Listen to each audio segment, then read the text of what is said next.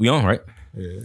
Is the 30 ball the new 20? Certainly feels like it. 30 ball new 20? It's a 30 ball going up every other day. Every day. 30 ball. It's a 50 ball going up every other day. I was watching the game last night, watching Brooklyn versus Pels. Shout out to the Pels. They played hard. They played hard. Yeah, I was about to say they played really well that game. I wanted them to win. They're a good team. They gave Brooklyn a little run. They're a good team. We just have to great team. I mean, but we said that though. We said that last spot. Yeah. But they dropped the graphic. Doris was talking. Shout out to you, girl, Doris. To mine, so people know. That's wifey. But the graphic was, I think this is, so far this season, we've seen the most 30-point games. I think it was in the, like 500. Like 30-point games already this season. Yeah. And then it had 14, I think it's 15 now, 50-point performances so far. 50-plus point performances so far. Lori just had 49 the other night. He was almost a part of that. Did Zach LaVine drop 50?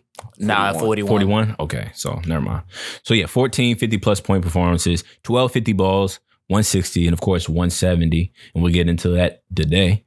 But yeah, I watch. I'm like, yo, I think 30 is the new 20, bro. Like, gotta be the new 20, man. And especially after we saw like points drop was it last year or year before when they were implementing new beginning of the season and then pick back up. Yeah, and it seemed like the refs didn't really stick with. I was just about to say, it seems like the NBA and the refs are not sticking to the original game plan changes that they made in terms of the rules a couple years ago.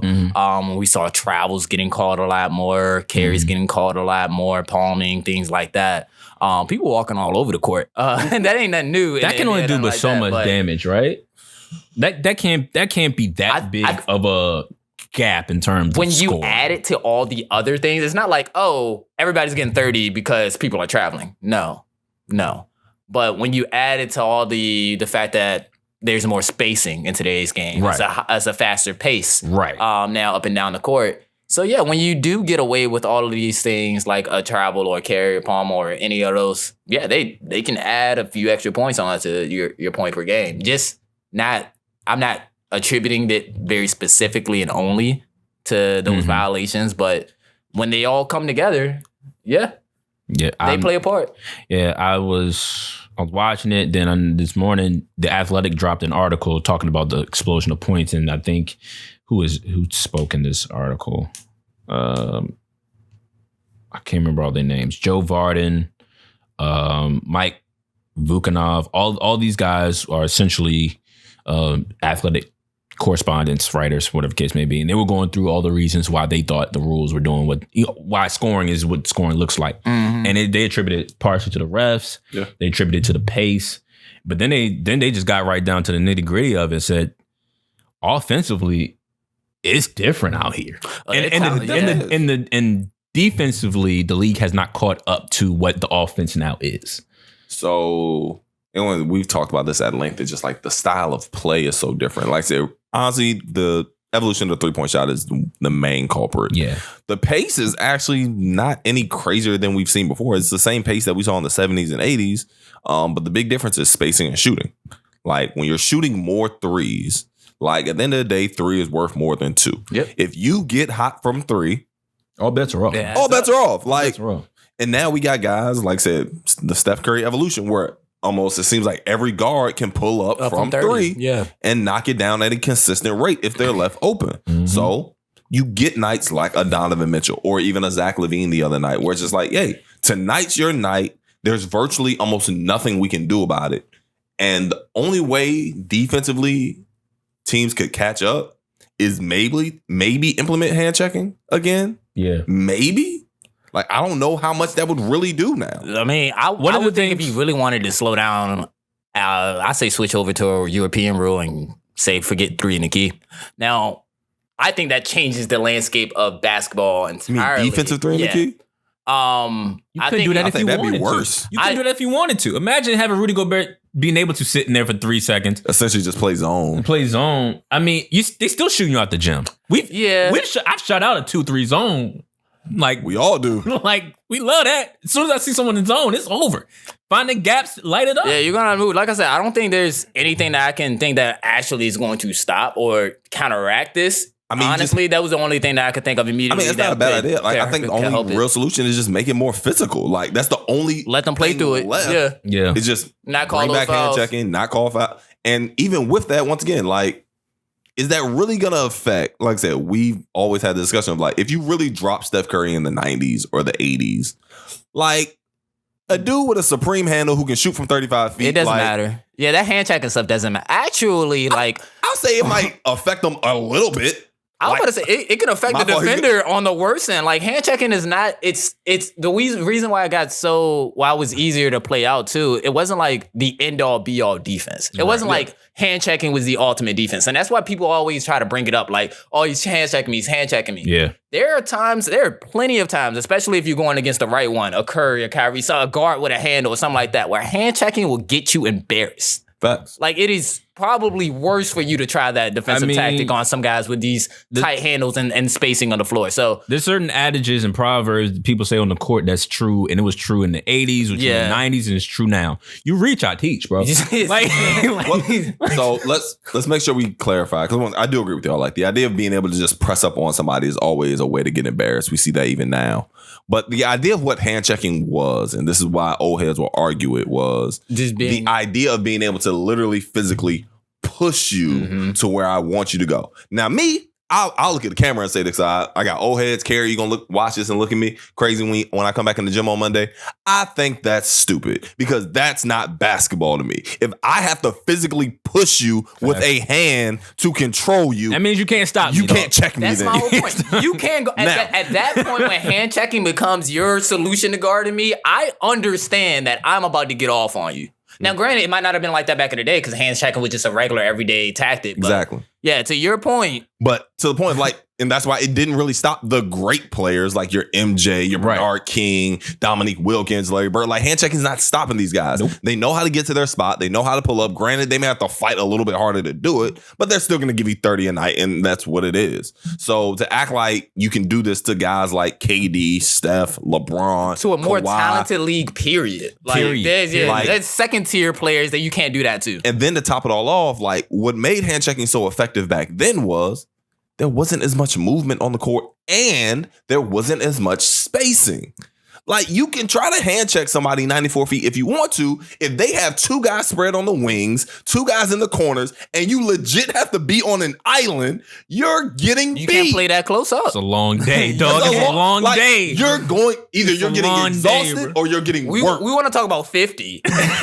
Like, back then, you always had backline protection. Yep. Nothing you could do about it. There was always at least two bigs. Yeah. You didn't have as many pick and rolls run, so that wasn't a way to get somebody off of you, which that really would eliminate hand checking. Play style was completely different. It was dumping it into the bigs instead of playing outside in. There wasn't as much movement on the weak side, so guys who were able to stay in help side a little bit better. Granted, they had illegal defense, but that was always kind of iffy on if it would be or it would not be called. Yeah, that's how they treat. It's just like hand checking is not solving this problem. The problem now is the game has evolved. Yeah. Sorry. And going back and adding on to Tamon's point, like there's certain things that we can't discount. And the fact that is, sorry, 90s family, sorry, people who watch this, they're 40s and 50s year old. It's more skilled, bro. It's more skilled. Like guys can shoot, jump, run, and do it from everywhere. Like Zach LaVine is not an all NBA player. Nope. He's not tier 1. Like he's not barely tier 2. I was about to say he's probably rounding out tier 2. Wait, 11 threes, 41? Lloyd Markkinen. 49. Lauri Markkinen, though, is he's having a season, bro. He's having a season. He's tier 2? He just hit tier 3. I was about to say. We're going to be honest. He just hit tier 3. He's got to do this for the rest of the season for me to go tier 2. You don't want to give him that. Yeah, right, I'm like, come on, bro. Like, the people we're seeing, Jalen Brunson got 38 one night, close to 40. Like, the league is just more skilled. We can always counter. It's always been that way when you're going to have guys who are going to get these buckets, the Mo Williams, the Aaron Aflalos, who are going to have big nights. There's always Corey been Brewer. buckets. B. Jennings. Brandon Jennings, exactly. But Brandon Jennings is different. Jennings was different. That dude with the dog. That's not even hate. That's not hate, B. That's not hate, bro. I thought he was going to be my favorite player in the league when he was coming out of Oak Hill. Bro, I'm telling you, I swore by this man. But that's what I mean. We've had guys like this who can go on stretches or have a big game. Right. But now it just feels so inflated. Like, it really feels like every team has two people that can randomly go for 40 at any moment because they do. Right. And another thing, and we can get started in a second, but another thing that they brought up was the defensive intensity in regular season. They said, It's down. It's awful. What do you mean? The Thunder just beat the Celtics 150 to 117. And I don't think Shea the Thunder are playing for. I'll shout out him later. I'm about to say 150 to 117. 150 to 117, bro. You're beating. Shout out to my boys. What we're talking about, Victor. Yeah, Shea ain't even played. Shea didn't play. That's my whole point. Yeah. And Jason Tatum put up 30 minutes, so it's not like we were resting our starters or anything like that. But they got blasted off the floor. Yeah, they didn't show up to play. They didn't show up to play. Intensity wasn't there. Those mid 2000s, you get blasted off the floor. If you're talking about just the points and everything rising, y'all got blasted and let this team, one of the worst teams in the league, score 150. That shows to the play style, the evolution of the game, how it's going to be extremely hard Charlotte to just dropped implement how many rules. in the first half? 80? There was 81, something like that. It was. And that's my point. We're not talking about the when the Nets put up 90 on the Warriors. We expect the Nets to be able to put up points. Yeah. Like, that's still ridiculous, 90-point half, but we can expect that at times. The Thunder putting up 150 is literally the epitome of what we're talking about. Yep. And it's not a disrespect to the Thunder. It just shows the way that offense has grown so much and defense has not even been thought about in the correct terms in terms of evolving the game. I think we're going to have to redefine defense in terms of what's good defense at some point. And then we're going to have to understand that defense just hasn't caught up yet. Like, so that's the unfortunate I won't say defense hasn't caught up because it honestly has. The problem is, I don't care what nobody says. Old heads can hate me for this. Defense is harder to play now. Oh, yeah. Like, it's just harder to play. 100%. Simply due, one, to the spacing on the court. Like, you have to cover more ground. Yeah, I was about to say. Yeah. Like, it's impossible to now defend everything. Like, back in the 80s, 70s, 90s, like, you maybe made one defensive rotation. Like, it was one-on-one basketball. Yeah. Help side guy was already in position. Now it's like 4, maybe 5. You have to make 4 or 5 rotations in a possession. Guy comes off the pick. You get either got to drop to cover the roll guy. If not, you got to stay. That's a shooter. You got to stay high. That's a shooter. You got to stay. So that means the weak side guy has to drop. Now we got to play 2 on the weak side. Mm-hmm. Like, it's so many things that now go into defense where it's like, yeah, like, if you're off, and here's the thing about it, oftentimes, it ain't really horrible defense. It's just you were a half second too slow, and the dude pulled and hit it. Facts. Ain't nothing you can do. Like, the NBA, especially the regular season now, has become such a just miss or make game. Yeah. Who's hot, who's not that night. It's that simple. The defense is like, I'm just going to get a hand up and pray. Because what it takes to actually scheme against a defense now, you literally need weeks to prepare. That's why playoff defenses elevate so dramatically. Yeah, but I think that not only that, I think there's also like the refs are a little tighter with their whistles. Absolutely. Like, I think in terms of they're willing to blow that. They let it play a little bit more in the playoffs. So, absolutely. So in terms of, like, we see the physicality change in a Golden State game in the regular season to when it's the second round and Steph is like, why is he not getting any calls? Well, Steph never gets called. So it's like, so I think it's kind of, I don't know. I think all of that kind of shakes into it. But to a certain extent, I understand. I agree. But yeah, I don't know. The league is, once again, the league's in a good place. Like, there's a lot of talent. I just don't know. People keep talking about there needs to be this medium. We need to find a way to change. Like, I don't know. If guys keep learning how to shoot better and better and better, I don't know what the change can be. Yeah. Like, you can bring back hand checking if you want. You can bring back, I don't know, illegal. You still can't, put your foot where I land. At the end of the day, I still can go up and down. They do it to Steph all the time, so I don't really. I honestly can't think of anything that could be implemented in the short term that can counteract in terms of helping the defenses attack the offenses. It's just that out of hand. Like, the disparity between the two is. In the words of Lil Russell, It's different. It's different. It's different. What's good, family? Welcome to a Minor Hoops podcast with the fresh opinions and views on the world's most beautiful game. I'm your host, Greg, and I'm here with the homies, the squad, Dunkman, Keith, B, TK. Boys, how we feeling? Feeling good, man. Feeling good, babe. Glad to be back, man. Glad to be back. I was about to say the trade dedeadline quickly approaching, so I just been eyeing things. Oh yeah, we definitely gonna have to get to that, and we're also gonna have to get to our top 10 performers so far. Probably do that next. Yeah. Okay. So far, fair enough. Since All-Star break is coming up, so we gotta watch that too. When is that? Second week of February. Yeah, I was about to say February 10th, I think, this year. Something like that. So yeah. But we jumped into a conversation talking about how 50 points, the new 30 is. The new 20 is now 30, and that comes off the back of another monster week of performances we saw.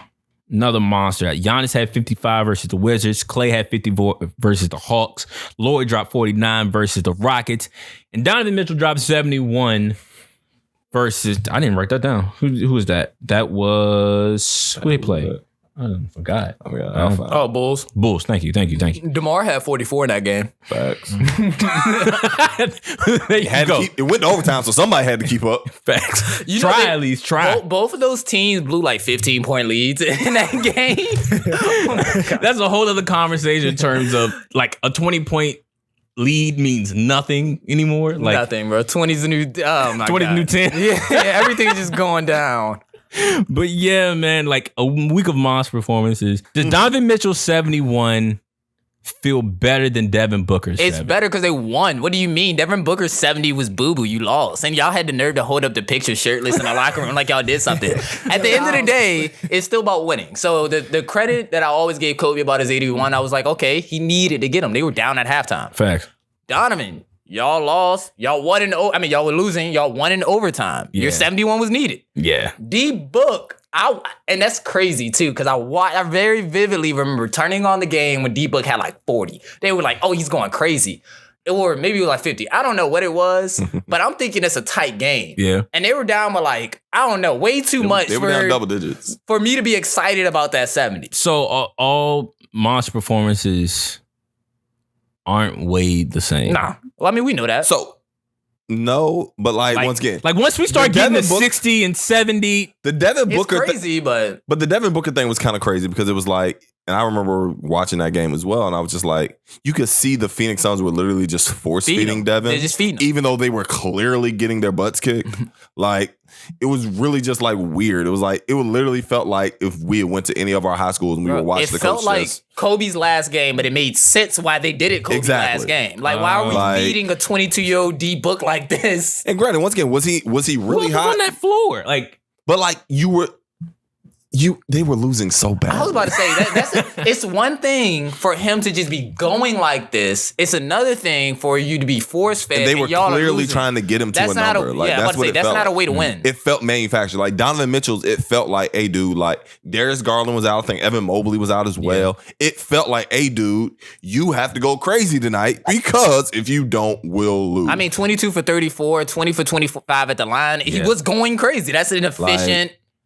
Okay. And I ain't gonna disrespect. I don't know. I don't know.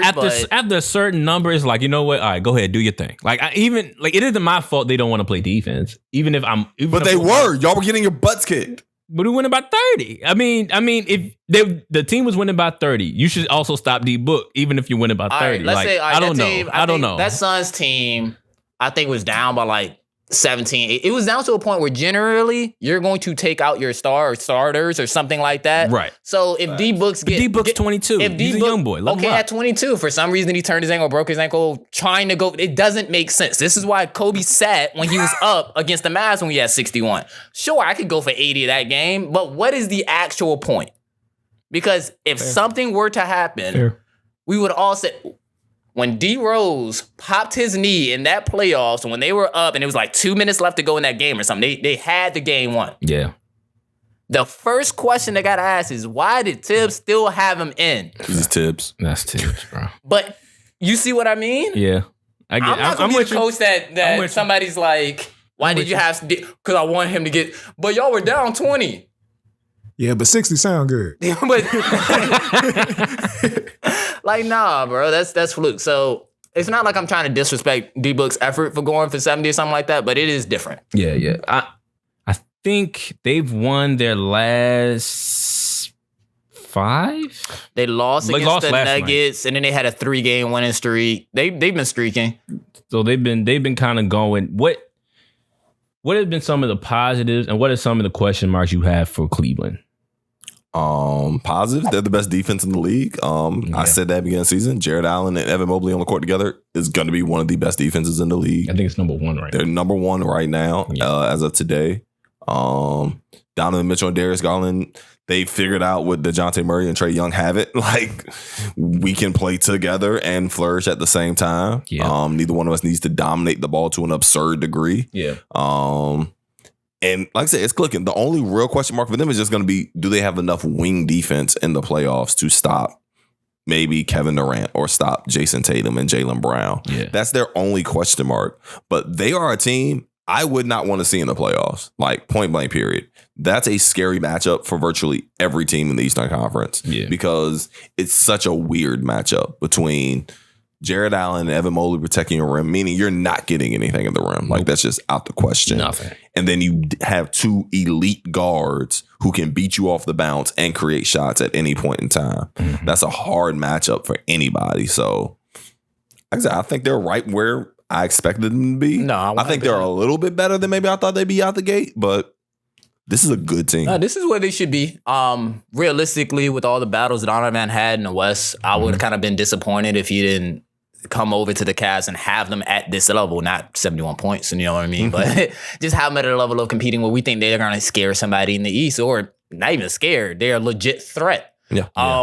The same way I felt about the Cavs, the Pelicans last pod, that's the way I feel about the Cavs. They're the counterparts to each other on the conferences. So I have to give him a whole lot of credit. Donovan Mitchell already showed that he's a number 1 option, that he's good for it in the regular season and in the playoffs, big games, any game, actually. Darius Garland has been playing extremely well. To your point, Brian, them being able to control that backcourt effectively, amazing. And then, granted, 2 years ago, everybody was laughing because it was like, the Cavs got all these bigs. What are they going to do? Well, when you happen upon 2 elite guards, and now all the bigs make sense. Now all the bigs, you have the elite defensive team, you have the rim protection, and this is probably the better part of it when we talk about their bigs, their ability to actually spread out and defend on the floor together. Multiple positions. Yep. So it's not like Evan Mobley has to be the rim protector at all times. Evan Mobley can guard all 5 positions. Can guard anybody. Yeah. So essentially, I'm sitting here and I'm looking at Cleveland, and just like I felt with y'all said with the Pelicans, honestly, in a year or 2, I'm going to be expecting them. It's not going to be a surprise anymore, especially if this roster stays intact. I'm going to expect y'all to be fighting for conference finals. I can understand that. JB Bickerstaff deserves a lot of respect in terms of him just being consistent with these guys. And I think there's a lot of coaches that deserve that kind of love and praise. And we kind of highlighted some last week. We highlighted Mike Brown for a second. We highlighted Willie Green for a moment. Monty Williams still get that love from me. He still do. I still give him that love. The Suns. I don't know. The Suns don't, but that's why he got a lot going on. I do like the Suns are struggling. I like the Suns front office and staff. I just think the team. The team needs to. Quiet as kept. CP3 might be done. That's not quiet. I mean, nobody's really talking about it. My point of view. You know what? Did I send it to y'all in the notes when I was talking trash about CP3? I don't know if you did. No, I don't know, man. I'm a Google this joint. I'm gonna look it up. But in terms of going back to Cleveland when SDK I did. I said Chris Paul is one of the most overrated players ever. We've had this conversation before. I was talking cash to y'all. Definitely had this conversation. Y'all looked that one over. You said overrated. I said one of the most unlucky players of all time. Oh, no, I'm talking about I texted him when I was on a plane. Or sent him something like a week ago. I must have missed it. I must have missed it. Shout out CP3. You cannot do that. Can't say somebody's the most overrated player of all time. And you told me he's cooked. Huh? You told me he's cooked. He's done. He's finito. He's 38. 37? Like, he's a 37 6-foot player in the NBA. He should be cooked. So his career is pretty much done. That is it. So I can judge it now. You can judge it. And I can have my unfair, biased opinions loud. Unfair, biased opinions For sure. loud. That's all right, go for it. That's how I like it. I'm not a liar. That's how I like it. Yeah, I'm not. Yes, am I hating on Chris Paul? Of course. Indubitably. Of course. I honestly just don't like the fact he got the nickname point guard without a chip or being the best point guard ever. Like, I just don't understand how you end up with that nickname. But I get it. Now my hate stops. For today. Oh, man. Not for today, just for the Chris Paul situation right now. my God. I'm going to hate on something else soon. But the Cleveland Cavaliers, JB Big Fab deserves a lot of love. Absolutely. Because he got these guys playing very, very well. And it hasn't been because everyone's been healthy. It isn't like they had the luxury of like everyone being cohesive, everyone being able to stay on the court and just they've had guys in and out. Mobley's been in and out. Like, Garland's been in and out. Garland started the season pretty much out. He missed I think it was the second game he got hurt. He got hit in the eye, and then he was out for a good minute, came back. Like, it's been... They've just been quietly plugging away. Depending on a lot of different people. Dean Wade, Chetty Osman, like... Karis LeVert. Kevin Love, is buying into his bench role. 100%. Like, I think that deserves a lot of praise. And my only question mark is, are they deep enough to hold up in the playoffs? And that's the only question I have. Because Ricky Rubio's about to come back for them, apparently, so that'll help them out in the guard depth a little bit. But yeah, like I said, I think it's just going to be the wing position for them. That's going to be the big tell. Like, there's a lot of great wings in the East. Mm-hmm. How you can actually guard them effectively is the real question. Evan Mobley, theoretically, I guess you could throw on somebody, but like, I don't know if he's quite ready for that type of assignment. Yeah. Yet. He's not. I will respectfully say he's not. And then to top it all off, he still probably would like to have at least one more person that can also do that as well. So yeah, that's their only real question mark to me. I agree. But all in all, shout out to them. They're hooping. We're gonna pay LeBron James back to the Cavaliers. I hope so. No. Not a chance. Hey, man, I told y'all my theory, right? Not a chance. I'm not saying Cleveland wouldn't let him back in the building.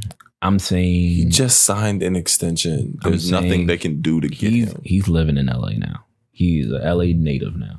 There's nothing they can do to mathematically make that work unless they're giving up like Jared Allen and Darius Garland. I said native resident. He's an LA resident. He's not leaving. Exactly. He's there. Makes too much money on the side to leave LA. He's going to make money anywhere. But yeah, shout out to them. Of course, we alluded to Jared Allen, Evan Mobley. I think combined they're averaging 27 and like 20 boards. And then on the, like, I think 4 or 5 blocks as a unit. So they are a huge reason as to why that defense is so elite. And yeah, that's Cleveland for y'all, man. That's Cleveland. Let's move on. Bad news. And this is all Brian's fault. Apparently. Oh yeah, this is all Brian's fault. Brian came in here and he legitimately said, we were talking about Kawhi. We weren't even talking about Zion. We were talking about Zion. We were talking about both of them. We were talking about both of them. We're talking about, we were. We're talking about the 7-game series. You're correct. You're correct. My bad. You're right. And then Taman says, I don't trust Kawhi to be able to hold up and sustain high level of play that deep. And then B says, and I quote, do you trust Zion to do it? So hold up. So if Kawhi gets hurt, is that Taman's fault? Yeah. Okay. Just want to make sure the standards are clear. Yeah. But Kawhi's not hurt. We both said the same Kawhi's not hurt today. Kawhi's not hurt. Are you sure he's not playing? Zion is out for 3 weeks. He will miss the next 3 weeks with a right hamstring strain. The team announced this past Tuesday. He suffered the injury late quarter in a loss versus the Sixers. He was hooping. And but I think he had 26. Yeah, had 26, 10 of 6, 26 before he stepped off the court, 10 of 12 shooting. And he's been playing some of his best basketball. He was playing. The Pelicans. The Pelicans. December. The Pelicans were playing great basketball. Like everything seemed to be flowing. And then, of course, this happens. Now, Bi is still out with a toe. Zion is out for 3 weeks with the Pelicans. How can the Pelicans hold up without their stars? Yeah, they'll be able to hold up. They have a good team. Great pieces around guys like Zion and BI. And the benefit is if they were able to pad a cushion early in terms of seeding purposes. Like they were able to fight to get the number 1 seed before this last injury was able to kick in. So they're going to drop a couple games, but it'll probably put them into a spot like that I originally thought they were going to be at for the playoffs in the first place. So in terms of affecting their seeding or playoff hopes, I honestly don't see this injury being that much of an issue other than the fact that it kind of like messed up their momentum going into the All-Star break. But granted, if there was a time where you would have Zion take 3 weeks off, you can take that extra little bit off in the middle of that when there's a break because it's All-Star weekend. So you have that extra time to heal, get ready, be prepared. So I'm not hitting the panic button. I'm not worried. It's cool. It's like an injury. It happens. It's only 3 weeks. Baby Lakers going to be okay. Yeah, we've had, Baby Lakers going to be straight. We've had more pressing and concerning injuries this year with different people. So this one's unfortunate because it came off the bat of us wondering about his health after we just complimented him on having a healthy December, an extremely healthy December. And we saw what that looked like. Yeah. So I ain't pushing a panic button. I think it's poor timing. I think going into the All-Star break, normally teams kind of take their foot off the gas. It was an opportunity for the Pelicans to kind of really ramp it up, maybe kind of solidify that top 3 spot a little better. Because nobody's safe anywhere, honestly. The only team that's safe right now is Denver. And exactly. And I guess you could argue Memphis. I mean, they're only a half game back at Denver, but you just have more faith in Denver. Yeah. If that makes sense. I mean, Denver's the better team. And they have the better player. Facts. But I think the Pelicans could have used that. Now, I'm of the mindset we might not see. I don't know. There's no timetable for BI yet. Yeah. There's no timetable. They're saying 3 weeks for Zion. We probably won't see him till after All-Star break in best case. Yeah.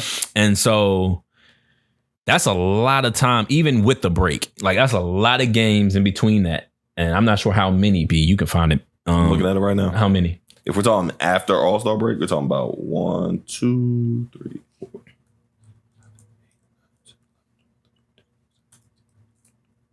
About 22 games. That's a lot of games, dog.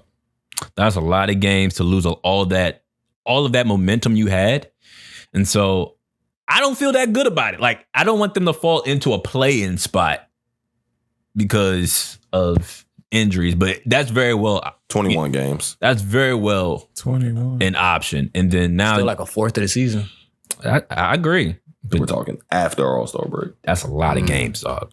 That's a lot of games. So yeah, that I think it's poor timing. It's unfortunate. And of course, we were loving the way Zion was playing. He was so, like I said, I think he was playing I think he was playing the best basketball of his career. Easy. But I think he was gonna play in his second All-Star for sure. Like definitely. That was a definite. Now to your point, Taman, I don't think it's ever just an injury with Zion. Like I understand. That's the unfortunate thing about it is like it's not just like, oh man, he's even out. If they sound like everything is, like it's like you just always in the back of your mind. And the Pelicans can't treat it that way. Exactly. Like they can't afford to. Once again, I do think they have a solid roster. Will they hold up without him? I don't know. I don't think so. Like last night was a good example. For those who were watching the Brooklyn Nets versus the Pelicans, the Pelicans played hard. They played hard. Pretty much will. Like Willie Green will have them playing hard. They played them to the whistle. But those are games they're gonna lose now because they don't got anybody to close. I love CJ. CJ can hold down a fort. But he can't beat a fort. Like he can't. And I think that's going to be the issue because let me just read off their next 10 games. Y'all tell me how many of y'all feel like they have a confident chance of winning. Yeah. Dallas, Washington, Boston, Detroit, Cleveland, Miami, Orlando, Miami. I got 3. Yeah. I'm about to say. My fault. Denver and 3. Minnesota. 4 now. You said Minnesota? So that's 4 out of 10. Yeah. Like that's not staying afloat. You said Denver or Minnesota? Denver and Minnesota. That's the next 10. Like that's not that Minnesota afloat. game is tight now. I mean, it is tight. I think the Orlando game gets kind of tight. Like that's a trap game. I personally think that is staying afloat. I think if you can pull out 4 out of 10 of these games without both of your stars, I think that's kind of what you're expecting it to go, to just try to stay around 500. Now, granted, it's not staying afloat in terms of your playoff position and seeding, but we're not thinking about that. We're trying to think about how far they're going to fall and if they're going to hit the play-in or not. Man, so I'm thinking if they can pull out 500 over that 21 game stretch, I think they are sitting pretty. I think it looks like a 3-7 kind of situation. They could very well go 2-8. It looks like that's the scary part. You're right. I think that's like really my thing is like if you're looking at the schedule, you're saying, all right, we might be able to get 4 out of 10. That's a dangerous it's scary. slope to be on. Scary. Exactly. You're banking on those 4 guarantees, and if you mess up any of them, now you're in a hole. You're reeling now. Yeah. You are definitely drifting back. Like I said, once again, and then the West being so tight is like, it makes it feel so much more impactful. Like, crazy thing. Like, this is how crazy the West is right now. Before we all went to bed last night, the Warriors were the 10 seed. Mm-hmm. We woke up today and they were the 6 seed. Mm-hmm. And they didn't play. Yeah. Yep. Like, that's how crazy things are right now. So you can literally blink and you're in the play-in again. Yeah. I mean, quiet is kept. Like, even the Lakers aren't out. No, they're not. Of any playoff. Actually not playing that bad right now. They're not. I think 4-0. 4-0 in a row. Like, not out of the situation. Like, between the Jazz, the Suns, the Trailblazers, the Timberwolves, you really can't afford to lose to the Timberwolves. You can't. All these are good games. You got to get out. And then, so you take into that consideration where now we're talking about 3 games, 4 games are possible, maybe. Not guarantees. Yeah. And then you take in the fact like, oh, when they do return, you got to get them back in shit. You got to get them back comfortable in momentum and rhythm with each other. B.I.'s playing on the toe he's not really fully comfortable with. Then we got Zion on the hamstring. You know how the Pelicans going to treat him. Minutes probably going to be on restriction in some regard. Like, now you're leaning on role players, the Alvarados, the Marshalls, the Trey Murphys, who are young. And I love them when we talked about how good of a cast they are, but they're a good cast amongst the superstar. Yeah. They're not running nobody's show. Like, and so I think that's going to be difficult, man. That's going to be difficult.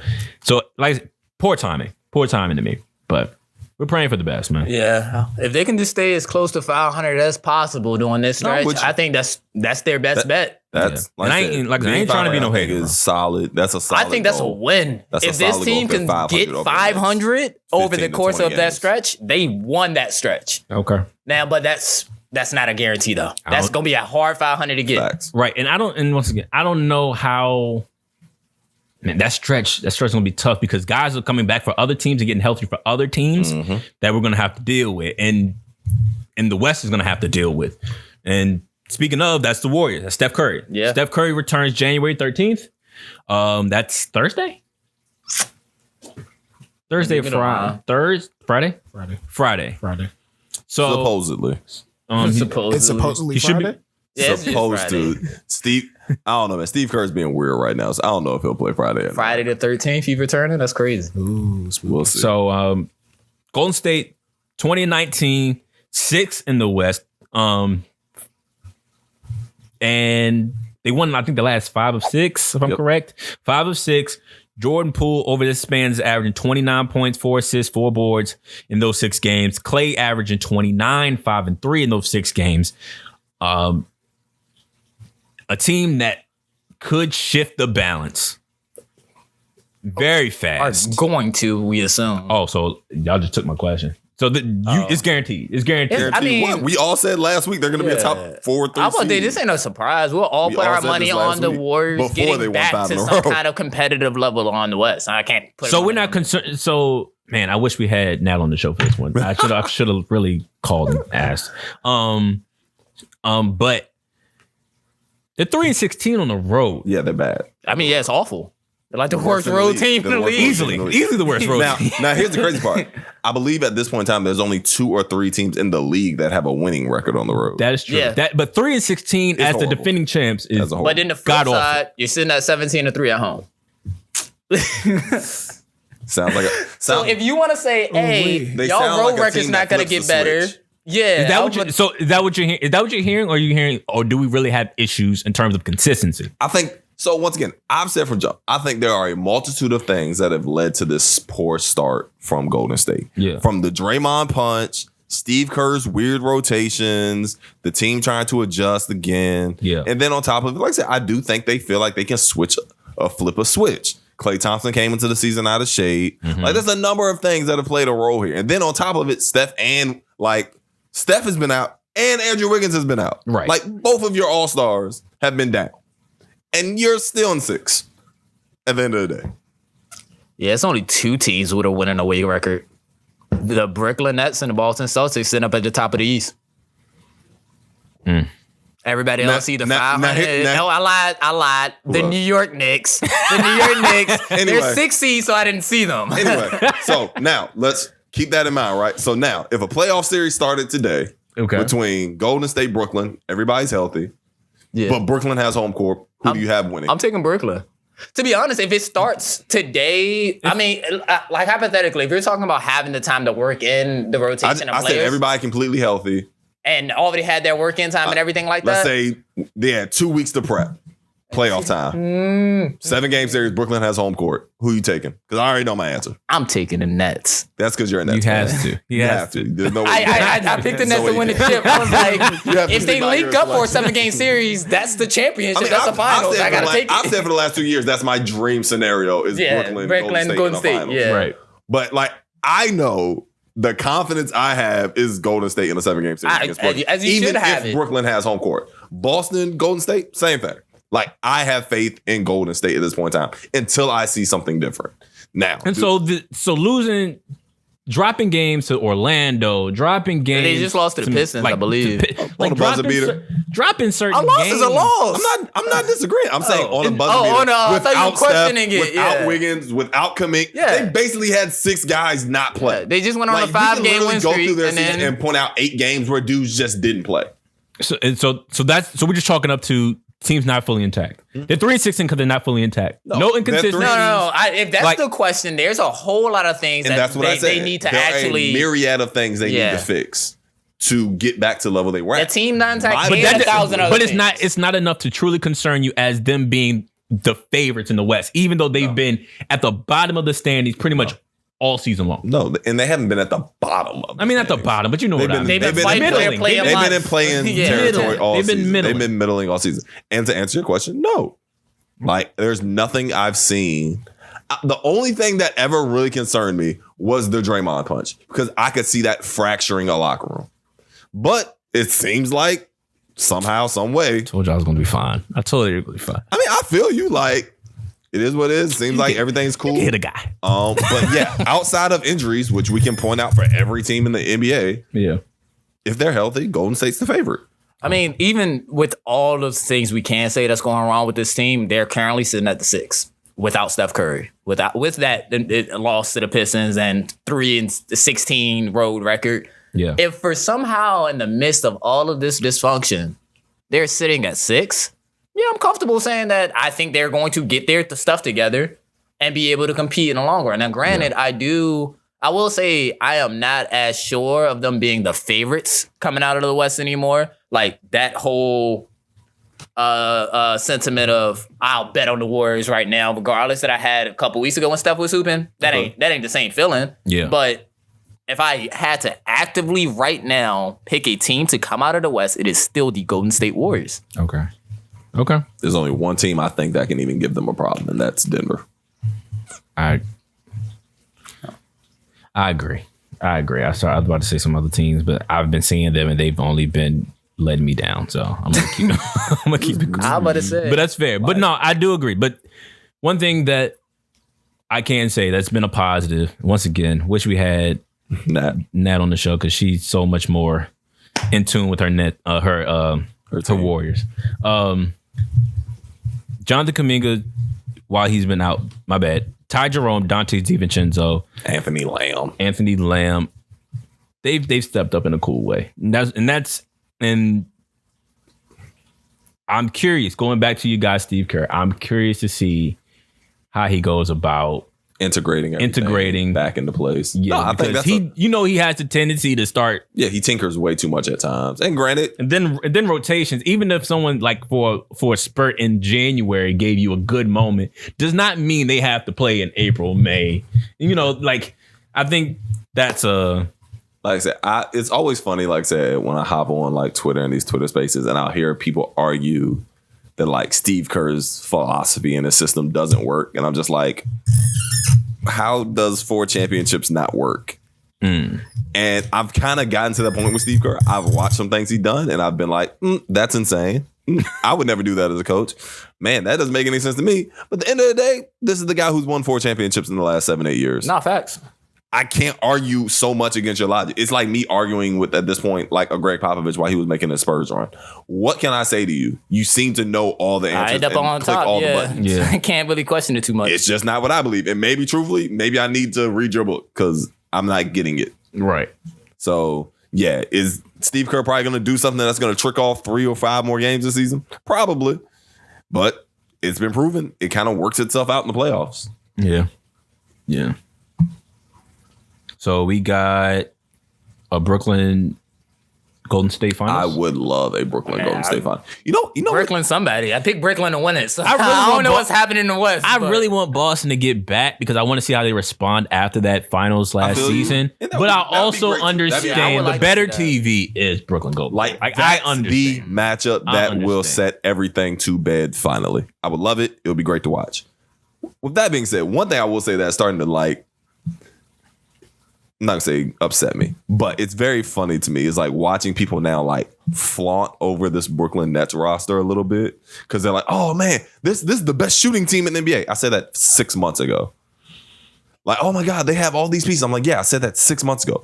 They have everything necessary to be good. Why are we acting like we're surprised they're good? You can't look at me in my face and say Kevin Durant's the best player in the league and say, oh, he has another all-star / superstar beside him, and then say, oh, here's 4 guys who shoot over 40% from 3. Oh, here's a defensive player of the year. Oh, here's a 6'8" wing who averages 20 points off the bench. Oh, man, why are y'all good? You're supposed to be. Yeah. I don't know who's shocked at them being good. I think more people are shocked at the fact that they were able to turn around and like have Kyrie integrate back into the team. I think they might be shocked over that, but I haven't seen people actively be shocked that the Nets are good. I'm not shocked that they're. It's weird. I'm not shocked that they're good because the roster would suggest they should be good. Yes. Yeah. I am shocked that they are still intact. Yeah, that's what I'm saying. Well, that was always going to be the question of would they implode or not? Would they implode or not? That was always before the season started, people were, before the season started, we talked about KD getting like trade requests and all that. Trade requests. Yeah. Facts. He didn't get the trade request. But it was still speculated, he'll be traded by February. He's not going nowhere. Yeah. And he's not going nowhere. Like, completely shifted the dichotomy. I said there was nowhere he could go that's better than where he is. I just said he got 4 years left on his deal. He gonna have to sit there and ride if I'm the GM. So I think that's what, like, we've seen so many guys just get out of their contracts, get into better situations. And that didn't happen with the Nets. And it did not happen. They actually reconvened, regathered, somehow banded together, and been on an insane run and put their season entirely around. So that is the extremely surprising because I would have bet against it.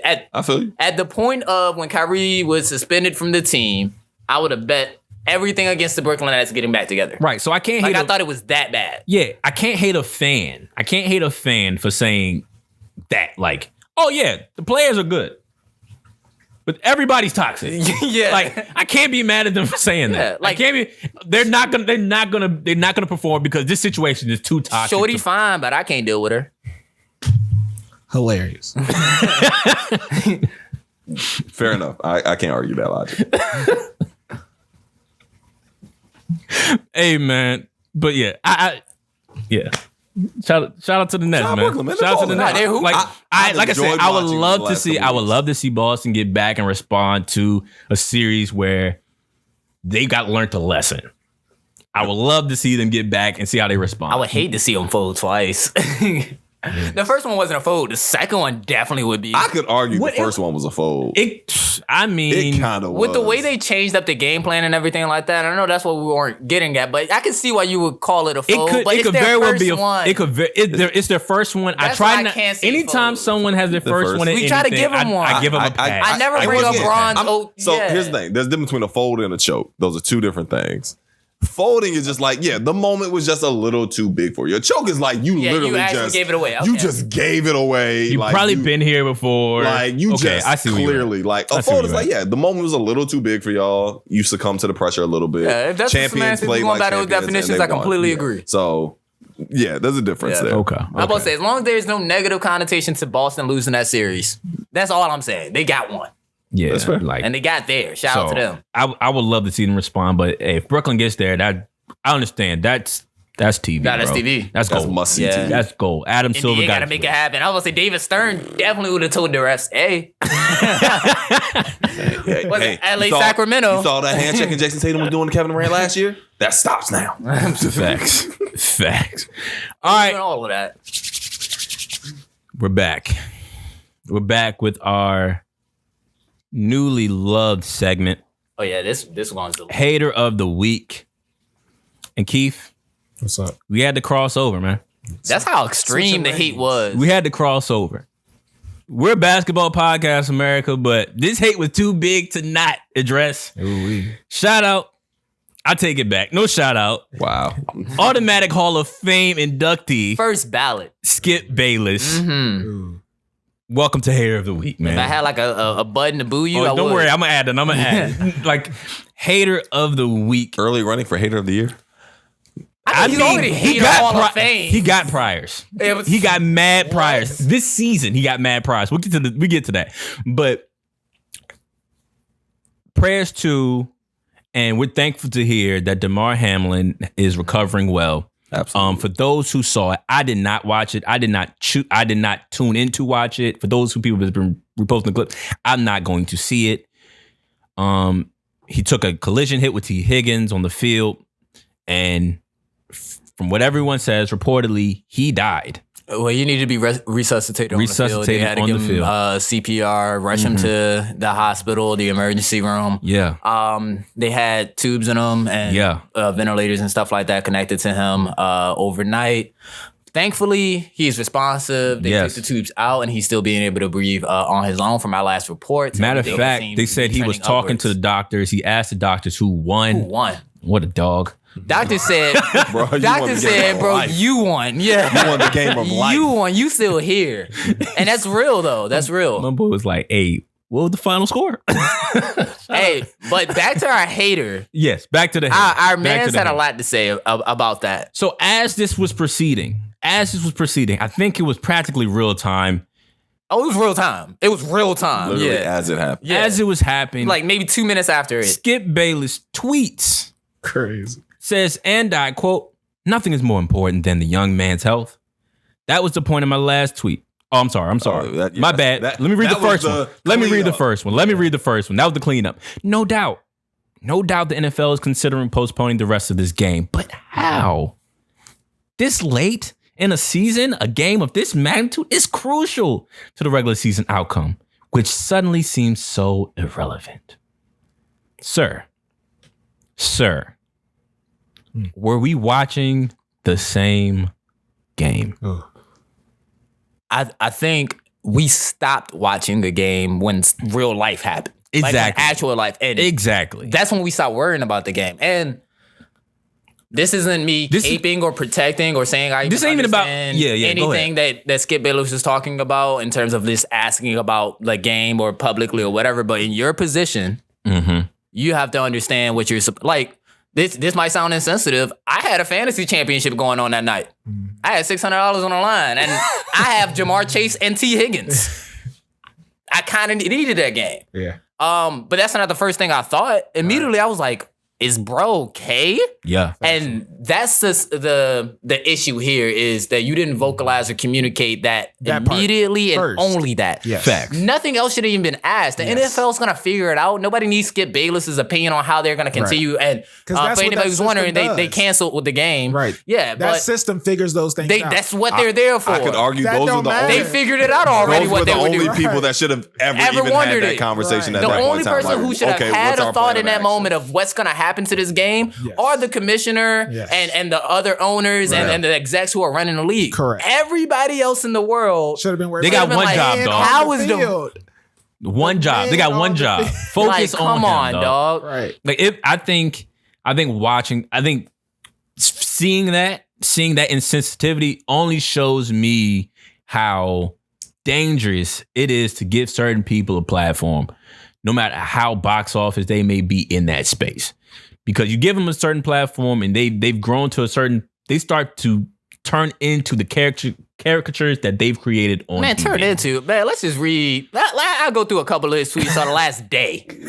All right, how has he been hating? Oh, this is Laker hate. No more Kenrick Nunn. Tonight, Nunn had 23 off the bench. Now LeBron has plenty of help. No more excuses. If only LeBron and company could play Atlanta every game. Westbrook, the NBA's worst three-point shooter statistically, just shot a wedgie. I'm sorry I couldn't help laughing, but the Lakers are rolling.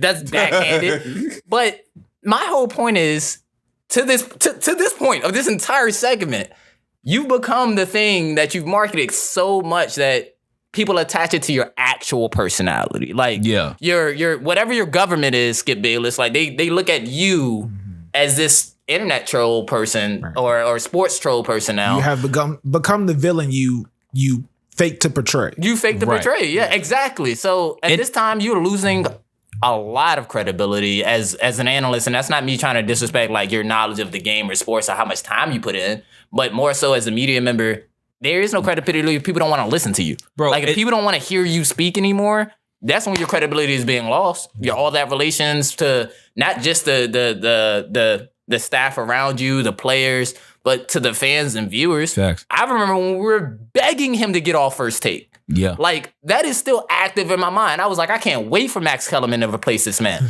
So what's just going to happen now when Shannon Sharp doesn't even want to be seen in, like, the same rooms as you anymore? Facts. Like, he doesn't even want to go to these pregame or pre-show, like, talks, or now y'all have discussions outside of each other with producers about how the show is going to go and that's going to cause confusion live on air. This is not me speculating.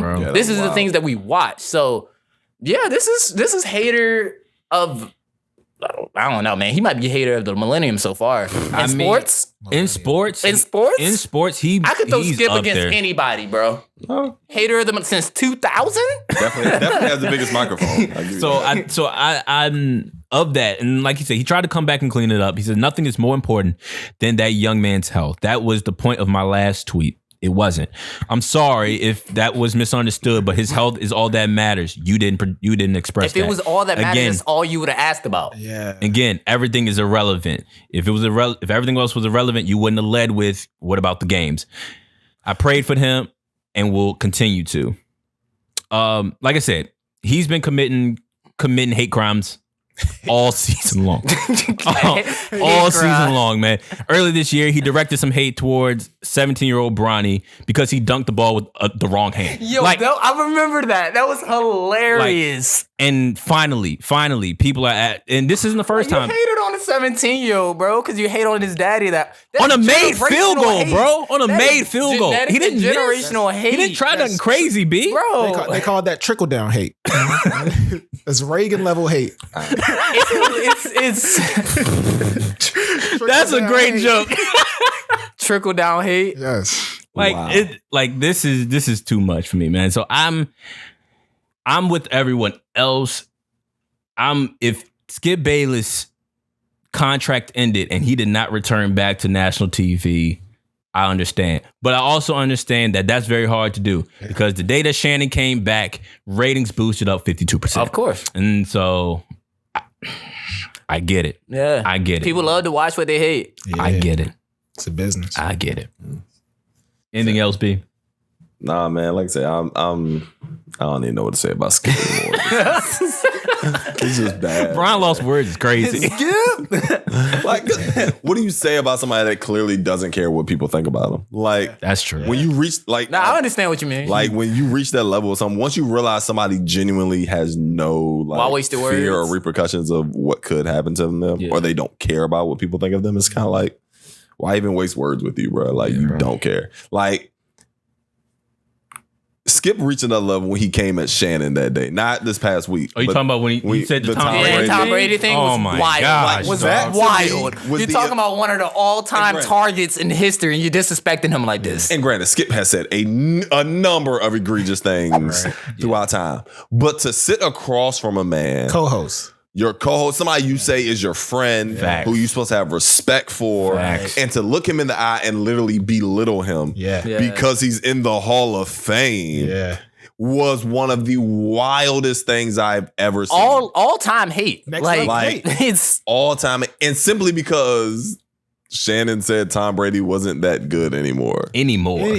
Not that he was never good. Not that he was overrated. Just, no, the 41-year-old version of Tom. The 41-year-old Tom Brady isn't that good anymore. Correct. He's way better than you ever were. What does that got to do with the conversation? Yeah, I've never seen a man being willing to take a bullet for another man who doesn't know, like who doesn't even know him. Like, bro. Like, come up for air. Like, it's ridiculous that the fact that he just can cape for. I remember he was defending KD's honor. And Katie was like, bro, don't speak for me about me or anything like that. Bro. Because we understand what was happening. Skip in that moment, all of his hateration was like, I'm gonna use KD as a weapon against LeBron. Facts. But he does that with everybody. Everybody does, and KD just wasn't going for it. So it's just and Bron doesn't even say his name. I love it. Like, it's so funny. Just one of the funniest things to me is just watching these media personalities literally change their narrative to how they see things fit. And Skip Bayless is the epitome of that. Yeah. Whatever fits his narrative, whatever is going to support his argument, either against LeBron James or for Tom Brady or for Kevin or however you want to name. Like, the man still capes for Baker Mayfield. Like that's who he is. Like, he will find any way to shift the narrative to do that. Yeah. And it's just like, dude, like, just stand on what you believe. But the problem is, I don't know what he believes anymore. Like, I just don't. And going back to your point of him being a caricature of a media personality at this point. Yeah. I don't know what Skip Bayless stands for anymore. I'm hoping at this point, I hope this is the thing that finally starts to bring that red carpet out of like, hey, dude, like it's time to start creating your exit plan. Like, what's the next step here? You can go do he does his little podcast show now where he literally sits and reads from a script. That is the weirdest thing I've ever seen. It's so bad. It's so bad. Shout out to the guys who don't have to read from a script. Colin Cowherd, like be on Shannon to be on 3 hours essentially and never pick up a piece of paper and just head down, like, come on, dog. Yeah, nah. Come on. Hey, at 71 years old, I can expect Skip Bayless to just read off a piece of paper. You know what he's 71. Yeah. You know what you should be doing at 71 years old? Retired. Exactly. Especially when you have millions in the bank. You know what? Since we're already here, I'm going to hit on him a little bit more. One of my favorite things or comments I heard about Skip Bayless is that he's told his, like, believe his wife. Yeah. Yes, Ernestine. Shout out to Ernestine. If Bron is on TV, I have to watch. We're not doing nothing. Not doing nothing because I have to. I don't care if it's anniversary. I don't care if it's birthday. Not watch for enjoyment. I have to watch to find the hate, man. And granted, of course, he didn't say the hate, but we know why he watches. So it's like, what? That man's a menace. Y'all can call me a hater. I ain't no hater. Like, if I take my hater label is none of us in comparison. There's no hate in the world that can really compare to that. That's wild. Oh man, like that's ridiculous. That's wild. Welcome, Skip, to the hater of the week. Oh, first ballot. Whenever we do the inductees, you in there. You are the standard. Icon. You are there, bro. He's not the standard because nobody's reaching that. It can't be the gold standard. You got to ask. It's like the Jordan. Like it's hater, the standard bro. that's unattainable. Like I think you'll never hit it. He hates more elite than Jordan played basketball. Like that's how I feel. That's the clip. That's how I feel. He hates as elite or greater than Jordan played basketball. That is how much of it. Yeah, we got it. He was hating on football and we're talking about him for the last 15 minutes on a basketball podcast. That is... Bro, it's next level hate. Like... We there. That's crazy. Yeah, elite.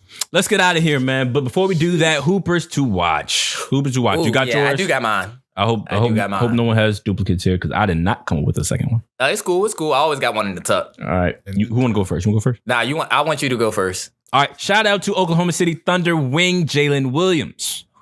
Okay. Wasn't who I was out. It had OKC. Yeah, I knew it wasn't me. I was just wondering. I figured. I wondered if it was my backup or not. But he was December's NBA Rookie of the Month. 21-year-old wing has been hooping solidly over the last 2 weeks or so, including the 21 performance in the win versus Boston, 151-17 game. But he's been aggressive at the rim, showing ability to create his own shot, knocking down the catch and shoot three fairly well. And I love how he's fitting in with Shea and Giddey. Being able to play off of them, but also knowing when to take his shot, take his moment. So the confidence is there. All that's there. I think we may have another game. But we knew that he was going to be both of them, both of the Jalen Williams, which we knew both of them were. Jalen Williams out of Santa Clara. Yeah, that is hilarious. So my bad. No, he gets a shout out, but also shout out to other Jalen. Me, I was like, I knew which one you were talking about, but I was like, there are two Jalen Williams for OKC. Yeah, so. Jalen Williams out of Santa Clara, 12th overall pick from last year. One of them gonna get a nickname soon. Yeah, I think they figured it out, but they haven't. None of them have popularized themselves enough to get a nickname from the general public. That's what I mean. One of them just gonna get named something soon. So yeah. That's my Hooper to watch, y'all. I know y'all don't care about Jalen Williams, but no, shout out Jalen Williams and your OKC Thunder. Anytime he's gonna look great next to Victor.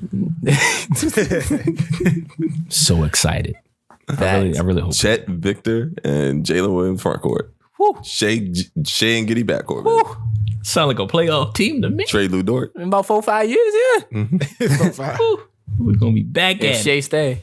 All right, I'll go next. Don't say stuff like that. What do you mean? Cut that blasphemy out, bro. If Shea stay? No if. He here. Okay, when y'all trade him? That's a big if. No. No.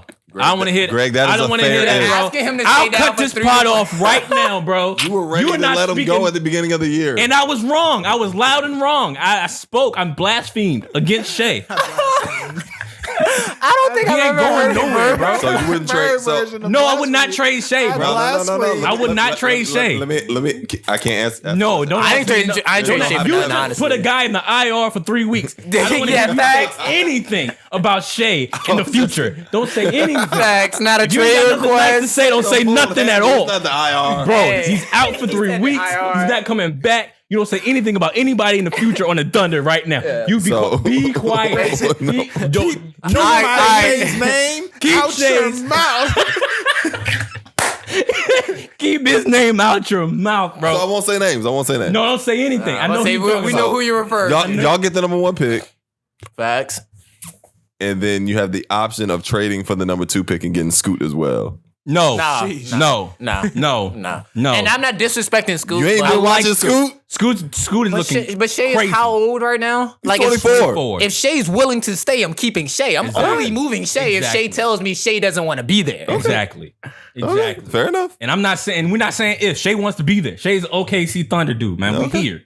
We here. I ain't talked to Shea, but I ain't talked to him either. Shea, I'm talking Speaking to you into now, existence, bro. Speaking into existence. Right, go ahead, man. That boy, Hoopers to watch. That boy Scoot looks crazy. I got a Hooper, been an all-star caliber player before, made the playoffs, we understand. But I've been talking wild mad trash about this team for like ever. Shout out the Knicks. Oh, wow. Wow. But I gotta go with the baby Lakers. Shout out Julius Randle. Averaging 24 and 10 this year. He's hooping. Over the last month, it's been like nearing 30. Last 5 games, he's had 32, 25, 28, 35, 41. They were on a 4-game winning streak. They just beat the Raptors. He's shooting 45% from the field, 46% from the field, for this season, 35% from Trey. I just like, especially the way we saw him choke in that first round against the Knicks. Against the Hawks. Mm-hmm. Then now it's, okay, this is the regular season still, but somebody like Julius Randle is showcasing his talents again. Considerably, I was wondering where he was going to fall in the league. Yeah, we were out on him for a second where it was like, all right, man. He was bad last year. He was bad. That's what I'm saying. And that's why I want to give him the shout out. We watched. I'm watching his trade stock drastically rise. Now, I'm saying drastically because that's how bad it felt, in my opinion. Yeah. So shout out Julius Randle. This isn't like me trying to hate or talk about like the negatives of the past. You have been hooping. Yeah. You have been hooping. And I would just like to see more of that. He's averaging a double-double for the season, like I said, and throughout the last like 5-6 games consistently. That's something easy to bet on. If you go on a FanDuel, wow, this is wild. Take Julius Randle double-double in the win. It's working right now. It's working. But that's my big shout out because I didn't think I was going to shout out anybody from the Knicks this year. Okay. B, on you. I'm going to stick with guys I want to see that are going to start popping up, especially with the trade deadline coming close. I'm going to keep picking guys that's kind of like on the trade radar. Mm-hmm. So I'm going to go with Zach LaVine. He's hooping over his last 10 games, averaging about 26 points, shooting 50% from three. Mm-hmm. Started out the season really slow. There have been a lot of rumblings in the Chicago locker room about him and DeMar not quite fitting next to each other, not quite getting along, and how they should be playing together on offense. He doesn't know. He doesn't know tomorrow. Yeah, I know he doesn't know. I'm just recording these so this doesn't happen again. Greg picked Zach LaVine last week. Oh, yeah, I know. Oh. So you're just saying then you're wild. You're just saying on the same thing I said last week? I know. Oh, okay, cool. Go over. That's fine. I'm told you, I'm picking guys I think they're just gonna be on the trade radar on the move. Like, okay. Brian said new week. I ain't you. New week. I got my take. Let me live. My bad. You got your take. But yeah, that's so like I said, Zach LaVine, like I said, he's my guy. Like especially after coming off essentially like 240 balls in the past week. Yeah, like, yeah. Mm-hmm. Here we are. Yeah. Now, if he can put together a string of consistent games. Now, granted, it's not all on him, but I do like last week. You had took the name from me. I was about to say Zach LaVine. So I think we all have the same feelings of sentiment towards him, towards his game, and towards his trade value. I think he's probably one of the most easily tradable pieces, especially after just signing his extension this offseason. Yeah. And one of the pieces that many teams are going to be looking at. You have an athletic three-point shooter, essentially, somebody who's offensively gifted. Yeah. And I'm not going to say he's a one option for any team going deep into the playoffs, but he has shown that he has one option capabilities offensively. Now, granted, if you're going to trade for him, you're going to be pairing him with somebody that's better. But I like Zach LaVine, too. I think he's probably the player to watch come to the trade deadline. Yeah. Yeah, I agree. Ditto all of that. I really want Eric Gordon to get out of Houston. Everybody does. I mean, it's honestly, he seems, this point is disrespectful. Like I really want him to get out of Houston, but did he himself say I want to still be here for all these years? If Skip Bayless didn't wild out, Eric Gordon might have been my hater for the week. Simply because of what he said. Because they asked him, it was like, I thought it was valid. I thought it was very valid. I wouldn't even call it hate. It's still something a veteran should never say in a young locker room. I can say this, like, Eric Gordon, as someone who wants to get out. Yeah, you've been stuck. Look at how James Harden got out of there. Because apparently that's what you got to do to get out of Houston. So if Eric Gordon is like, you got to get egregious, respectfully been trying to get out of Houston for what, 3? Yeah. 4 years? I feel you. Hey, you got to get egregious. At this point, I'm wilding out too. I feel you. It wasn't like it was valid. No, yeah, it wasn't like he actually said anything bad about the Rockets. Yeah. They haven't gotten better. So, like, I don't know what anybody else. They weren't supposed to. Like, individually, have what did they add? Jabari Smith Jr. Like, that's all they added. Were they supposed to be better? They're supposed to be tanking. They're tanking. Hey. Sorry. I mean, yeah, that's my point. That's why he asked him the question, bro. They asked him the question, bro. As a veteran, you were supposed to say, hey, we have a young guy. We have a bunch of young guys who are trying to learn how to play in the NBA, who are learning how to win in the NBA. And that's going to make you sound like a good veteran presence. Exactly. I don't want to be that with the Rockets. I want you to move me. That's my whole point. I don't want you to think that I can benefit the young guys around here. Get me out of here. To keep it a buck, it sounded like you said no. Yeah, like it sounded like a long-winded no. It was a long-winded no. It was the most respectful way I can disrespect my team without nobody else in the locker room looking at me crazy. Y'all got it. I ain't arguing. Y'all got it. How can I call these guys bad without actually having to say it? Shout out Eric Gordon. Actually, that's my shout out right now and a player to watch. Eric Gordon. I want to see how petty you can get out of Houston. That's what I want to see. That's what I want to see. Hey man, we appreciate y'all joining us this week. As always, if you're watching from YouTube, Subscribe to the channel, like the video, comment below. We love y'all comments. We love when y'all join the conversation. If you're listening, Apple, Spotify, Google Podcasts, shout out to TK Stitchers. All the Stitchers. My Stitches. Gosh, I hate that so much. We love y'all, man. Download the episode, like the episode, share with somebody else, man. We appreciate y'all. And as always, eat, sleep, breathe the game. Be safe, and we are out. You know, I don't even know what a Stitcher is still. Like the app, the Stitcher app. It so much.